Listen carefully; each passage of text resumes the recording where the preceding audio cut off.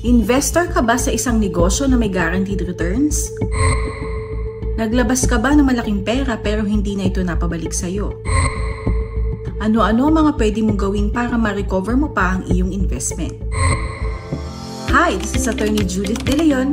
Here at One Click Legal, we provide easy solutions to your legal problem. One Click Legal solutions are made easy. Nauuso sa panahon ngayon ng mga investments na may pangakong mataas na kita. Ang mga pera na naiipon dito ay ginagamit pang kapital para sa mga frozen products, forex, o kaya naman ay ukay-ukay, bigas, gasolina at iba pang produkto.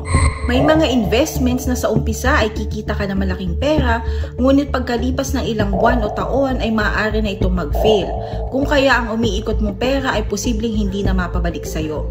Mayroon namang mga investments na sa umpisa pa lang ay scam na. Ang mga naipong pera sa ganitong klaseng scheme ay ginagamit para ipangbayad sa mga nauna ng investors at hindi totoong pinapaikot nila ang pera ninyo para kumita ito ng malaki. Kung kayo ay investor na sa isang negosyo, dapat ninyo itong suriin kung legitimate ang business processes at dapat din ninyong tanggapin na mayroong mga risks na involved sa inyong investment. Kung kayo naman ay ini-invite pa lang para sumali sa isang investment, siguraduhin na mayroon kayong kontrata at dapat nakalagay dito kung ano-ano ba ang klase ng business kung saan ilalagay ang inyong pera.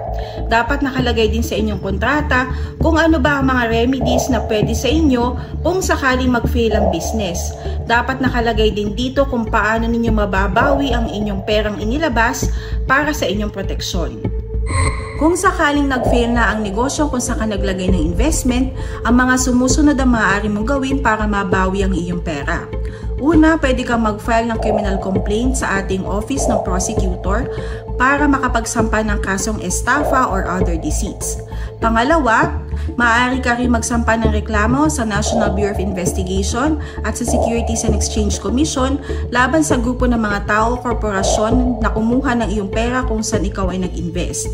Pangatlo, kumuha ng serbisyo ng abogado para ikaw ay matulungan sa pagkalap ng mga ebidensya at pag-prepare ng mga dokumento na iyong gagamitin sa iyong isasampang kaso. At pang-apat, pwede ka rin mag-file ng civil case para ma-recover ang iyong pera na iyong ininvest sa nasabing business.